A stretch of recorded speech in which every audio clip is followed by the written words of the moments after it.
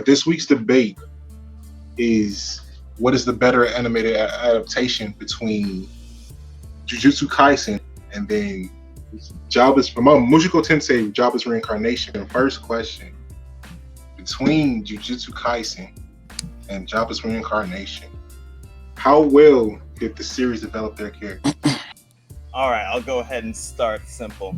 So if you think of any great anime, manga, series, all the best ones come in groups or have groups of 3. Naruto, you got Naruto, Sasuke, won't mention the third one. Bleach, you got Ichigo, Rukia, and Renji. Basically, all the best series have 3 main characters that play off of each other and support each other in both comedy and in action. And this series, Jujutsu Kaisen, does an awesome job at that as well. All 3 of them work together in such different dynamics. You'll have either the 2 country bumpkins making a joke, and then I'm not sure if y'all know anything about Manzai, but you got your one serious character who's like, stop being dumb, hits him back. Yuki evolving throughout the series.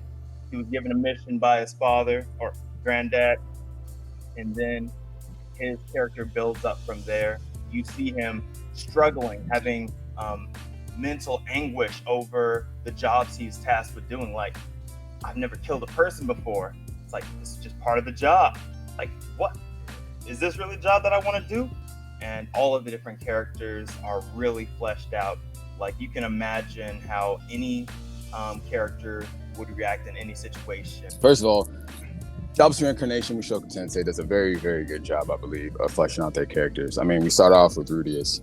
Man, I really did not like this character. Like, starting out, I'm instantly thinking, what's up with this perverted little kid in this grown man's body, or this grown man in this perverted, like, yeah, you know, he's just weird. I don't know what to think about him.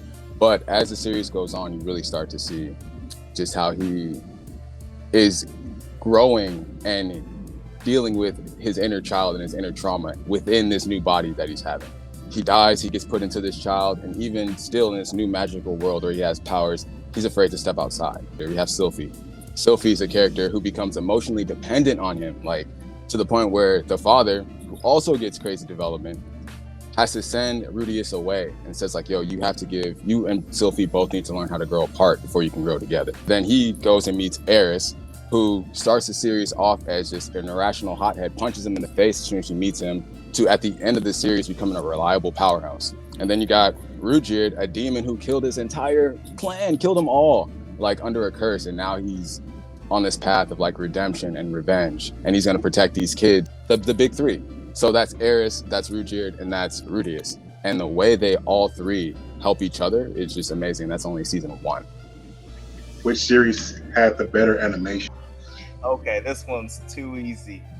All right, their animation studio, Mappa, man, they have so many wonderful things under their belt. Yuri on Ice, Hajime no Ippo. Maybe y'all have heard of Attack on Titan's final season. If none of those do it for you as far as animation goes, if you think of what has the most popping animation right now to date, God of High School.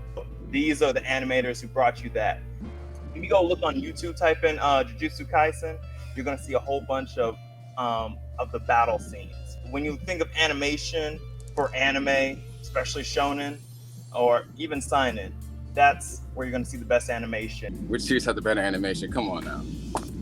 All these shows you mentioned that the studios of Jujutsu Kaisen produced or whatever, like, man, big names, great animation, out of high school, this, that, and the other. Now tell me, Sherman, you watched Mushoko Tensei, you watched Jobless Reincarnation. The show is beautiful. The show is beautiful. When they're not fighting, the show is beautiful. When he's just sitting in the grass, when him and Sylphie are laying next to each other in the grass and the wind is blowing, it's gorgeous. Now let me tell you something, bro. That's the first animation. This is their first anime, bro. And it's that fire. They didn't do anything else. And it's that fire. Cumulonimbus, bro. The last episode, when he looks up, he says, yo, I will wipe this entire town off the map. Just that one scene, bro, when the clouds get dark. I'm done right there. How does the anime elevate the series from the manga? So the anime over the manga, it took its time. It had a whole season's worth of stuff, and they decided to go with only half of that and then spread it out. They're really controlling the pacing, and by doing so, they've improved on so much stuff. In the fight scenes, reading them is one thing, but after you read them, you obviously got to see it in animation. Okay, so I'm gonna say this: Jobless Reincarnation needs the anime. The anime just captures the emotions of the series so much more. Again, I'm gonna say Ghislaine's first appearance, just how she comes out of nowhere. You think that these kids are safe and that, oh, nothing's bad gonna happen to these children in this world, and you see a disturbing scene where these grown men are cornering this girl, and then Ghislaine comes out of nowhere and she's like, what the hell, like, what's happening? The characters development was done in the first few episodes. Oh, he got over being a NEET. That's it. That was his whole character development right there. Shimon, the more you start to speak on it, the more I think you didn't watch it. They say you can't have your cake and eat it. I plan on doing both. All right. Rose chimed in with what? I am not entirely sure, but the answer to that is, but it's a good question.